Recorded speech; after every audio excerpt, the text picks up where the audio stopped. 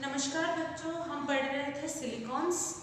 Silicones में हमने introduction of silicones के बारे में चर्चा की थी। सिलिकॉन्स के जनरल फॉर्मूले के बारे में चर्चा की थी और इसकी क्या हिस्ट्री रही, किपिंग ने कैसे इसको 1901 में जो है इंट्रोड्यूस किया, कैसे इसकी सिंथेसिस की और कैसे कार्बन से इसका जो है कंपैरेटिव स्टडी की भी हमने बात की। इसके बाद में हमने टाइप्स ऑफ सिलिकॉन्स के बारे में चर्चा की। कितने टाइप्स के सिलिकॉन होते हैं, लीनियर, साइक्लिक और क्रॉस लिंक्ड सिलिकॉन्स के स्ट्रक्चर्स भी हमने पिछले लेक्चर में देखे। आज की क्लास में हम सिंथेसिस ऑफ सिलिकॉन के बारे में चर्चा करेंगे, यानी method of preparation of silicones के बारे में हम डिस्कशन करेंगे।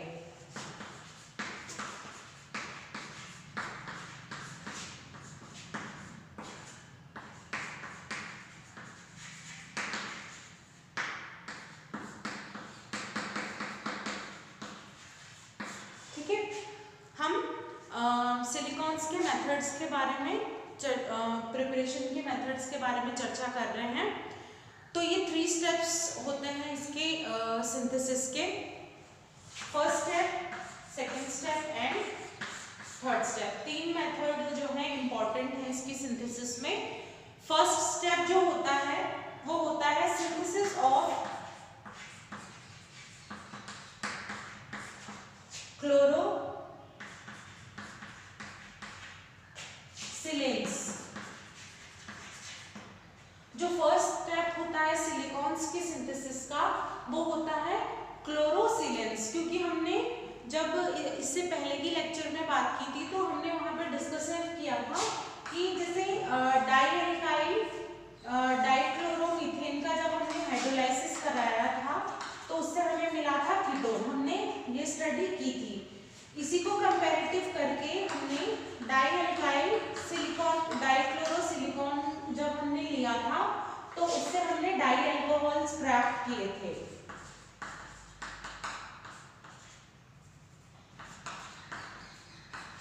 हमने डाइऑल्स प्राप्त किए थे जिसका कंडेंसेशन से हमने सिलिकॉन्स की यानी SiO-Si लिंकेज बनाई थी। ठीक है, तो जब हम ये फर्स्ट इसका स्टार्टिंग मटेरियल हम डाइएल्काइल डाइक्लोरोसिलेन्स ले रहे हैं तो सबसे पहले हमें इनकी सिंथेसिस करनी पड़ेगी। तो सबसे फर्स्ट मेथड जो होता है, फर्स्ट स्टेप जो होता है इसका वो होता है डाइक्लोरोसिलेन्स की सिंथेसिस। उसी तरह हमने जो नेक्स्ट स्टेप जो हमारा है ये डाइक्लोरो जो सिलेन्स हमने प्राप्त किए हैं उसका हाइड्रोलाइसिस ऑफ डाइक्लोरो सिलेन्स। ठीक है, हाइड्रोलाइसिस ऑफ डाइक्लोरोसिलेन्स। हाइड्रोलाइसिस ये डाइक्लोरोसिलेन्स के हाइड्रोलाइसिस से क्या होगा, यहाँ पे डायोल्स मिलेंगे, हमें 2 अल्कोहल मिलेंगे जिसके कंडेंसेशन से हम आगे SiO-Si लिंकेज बना सकेंगे। और इसका फाइनल स्टेप जो होता है वो होता है कंडेंसेशन ऑफ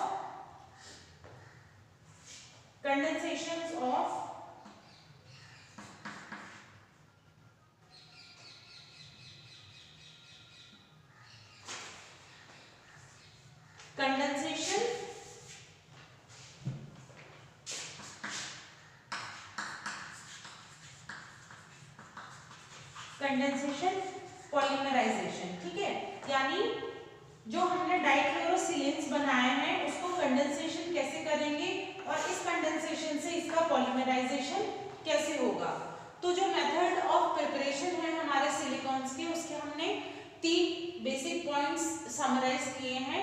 सिंथेसिस ऑफ क्लोरोसिलेन्स, फिर उसके वो जो क्लोरोसिलेन्स हमें मिले हैं उसका हमारे पास कैसे हम उसको हाइड्रोलाइज करेंगे, और जो हाइड्रोलाइसिस से हमें जो डाइऑल्स मिलेंगे उसका कंडेंसेशन करके किस तरह से पॉलीमराइजेशन करेंगे। तो हम एक एक मेथड को इंडिविजुअली स्टडी करते हैं।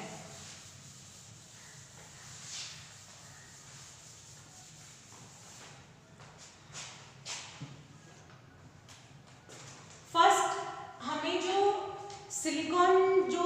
इसमें यूज कर रहे हैं, जो एलिमेंट हम जो यूज कर रहे हैं वो भी हमें सबसे प्योर फॉर्म में चाहिए, क्योंकि इम्प्योरिटीज जो है वो क्या है, रिएक्शंस में बाय प्रोडक्ट्स भी बनाती है, जिससे रिएक्शन की जो यील्ड है, यानी जो हमें ओरिजिनल प्रोडक्ट चाहिए उसकी यील्ड भी कम होती है, और बाय प्रोडक्ट्स बनने के कारण जो रिएक्शन की जो रेट है वो भी स्लो हो जाती है।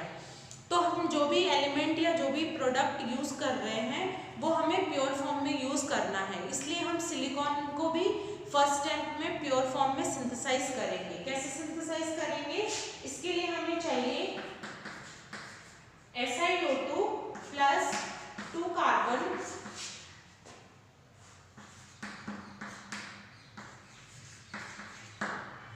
ठीक है। तो हम यहाँ पे सबसे पहले Si का सिंथेसिस करेंगे। हमें सिलिकॉन डाइऑक्साइड और उसको कार्बन के साथ अगर हम फ्यूज करें तो हमें क्या मिलेगा, हमें प्योर फॉर्म ऑफ सिलिकॉन मिलेगा, क्योंकि ये गैसियस है कार्बन मोनोऑक्साइड, तो ये जो है एज अ बाय प्रोडक्ट हम इसको डिस्कार्ड कर सकते हैं और हमें सिलिका जो है वो प्योर फॉर्म में प्राप्त होता है।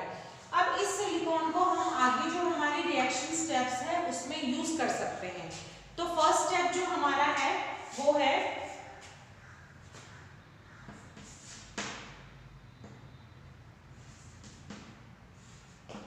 अब हमें जो हम यहाँ पे जो फर्स्ट स्टेप में हम जो क्लोरोसिलेंस बना रहे हैं,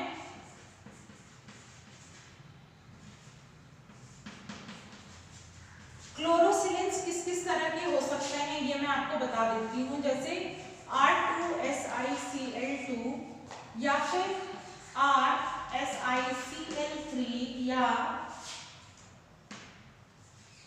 R3SiCl। जो हम क्लोरोसिलेंस बना रहे हैं वो किसी भी प्रकार के हो सकते हैं। अगर हम यहाँ पे एक एल्काइल ग्रुप लें, 2 एल्काइल ग्रुप लें या 3 एल्काइल ग्रुप लें, ये इसका मिक्सचर भी हो सकता है। यानी हम जो क्लोरोसिलेन की सिंथेसिस कर रहे हैं वो इस तरह की हो सकती है, ठीक है। तो मान लीजिए फर्स्ट स्टेप में मैं कैसे ये करूंगी कि मैं ले रही हूँ CH3Cl प्लस Si, जो Si हमने यहाँ पे प्योर फॉर्म में सिंथेसाइज किया है वो Si, और इसको 550 केल्विन में कॉपर उसके साथ हम हीट करेंगे तो हमें मिलेगा CH3 2SiCl2। ये होगा हमारे गैसियस फॉर्म में, ठीक है। तो हमने यहाँ पे क्लोरोमीथेन यूज किया है। क्लोरोमीथेन का हम जब सिलिकॉन से सिंथेसिस करते हैं तो हमें ये क्लोरोसिलेन की प्राप्ति होती है, और साथ ही ये जो है ये मिक्सचर किस किस तरह, इसके साथ भी और भी हमें बाय प्रोडक्ट्स मिलते हैं, जैसे CH3SiCl3, ठीक है, या फिर SiCl2 CH3 या फिर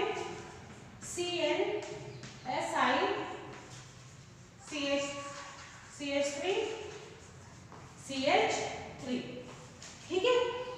तो हमें यही नहीं बल्कि हमें ये भी बाय प्रोडक्ट्स मिल सकते हैं। तो फर्स्ट स्टेप जो हमारा हो गया सिंथेसिस का वो ये हो गया, इस मेथड से हम इनका सिंथेसिस कर सकते हैं। नेक्स्ट मेथड पढ़ते हैं क्लोरोसिलेन की सिंथेसिस का।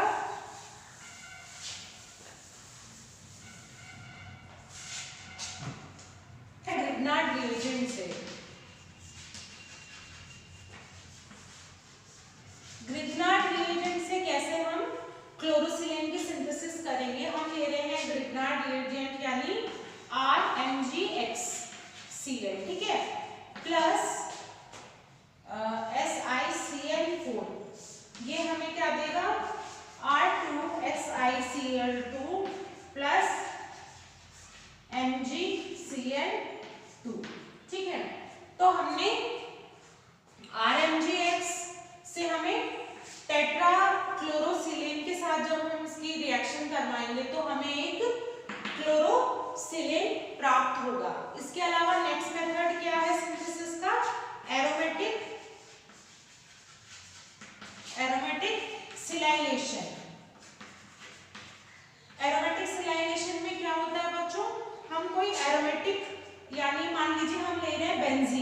यानी C6H6 प्लस हमने लिया यहाँ पे क्लोरोसिलेन यानी 4SiCl4 और इसके साथ हम रिएक्शन करा के क्या मिलेगा हमें phenyl plus SiCl3।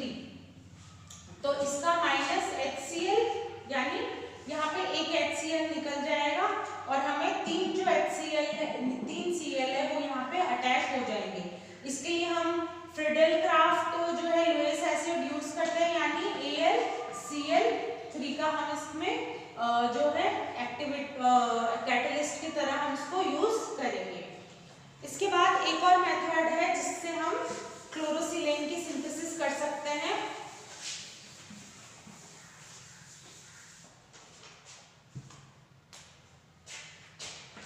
Fourth method जो है वो है रीडिस्ट्रीब्यूशन मेथड।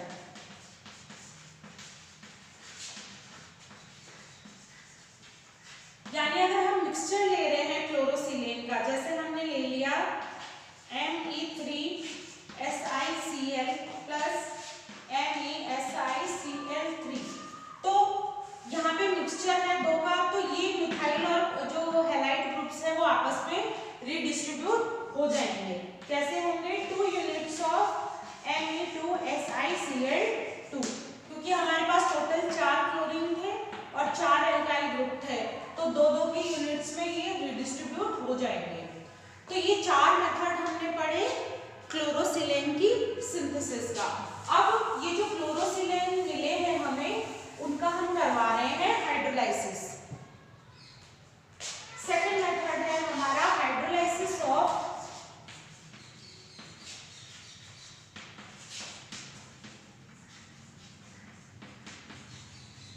ठीक है, हाइड्रोलाइसिस ऑफ क्लोरोसिलेन में हम ले रहे हैं क्लोरोसिलेन, ठीक है, इसका हम करवा रहे हैं हाइड्रोलाइसिस। इसके हम इसका हाइड्रोलाइसिस करवा रहे हैं तो हमें मिलेंगे सिलेनॉल्स।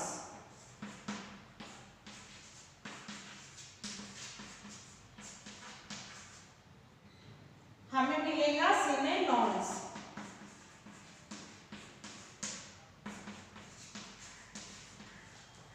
यानी हमारे जो दो हैलाइड ग्रुप है वो हमारी OH यूनिट से रिप्लेस हो जाएंगे, तो हमें नेक्स्ट स्टेप में मिलेगा सिने। ये ऑटोमेटिकली जो है रिफॉर्म होके क्या बनाते हैं,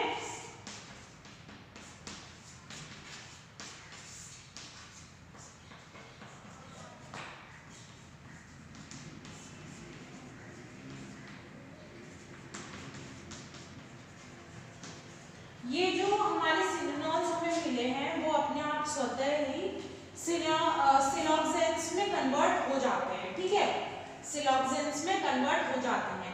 अब ये सिलोक्सेन्स जो है वो कंडेंसेशन पॉलीमराइड बनाएंगे। तो हमारा जो थर्ड स्टेप है और जो आखिरी स्टेप है इसके सिंथेसिस का, वो है कंडेंसेशन। हमारा जो थर्ड स्टेप और आखिरी स्टेप है फॉर्मेशन का, वो है कंडेंसेशन पॉलीमराइजेशन। ठीक है, इसके लिए हमें वहां पे जो सिलोक्सेन्स मिला है,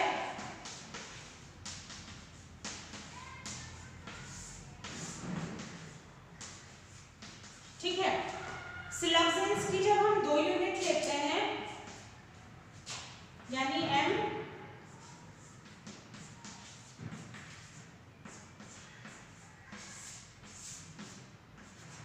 और N, हम M और N 2 यूनिट ले रहे हैं, यानी हम सिलोक्सेन्स को कंडेंस कर रहे हैं। सिलोक्सेन्स को कंडेंस कर रहे हैं तो हमें क्या मिलेगा,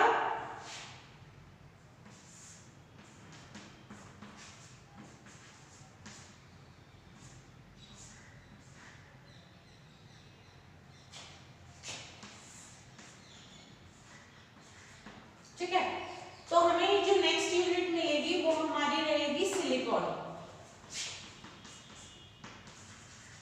ठीक है, तो हमारे सिलोक्सेंस ने कंडेंस होके क्या बनाया, सिलिकॉन, और ये हमारी मोनोमर यूनिट है, यही आगे कई बार रिपीट होती चली जाएगी एन टाइम्स, ठीक है।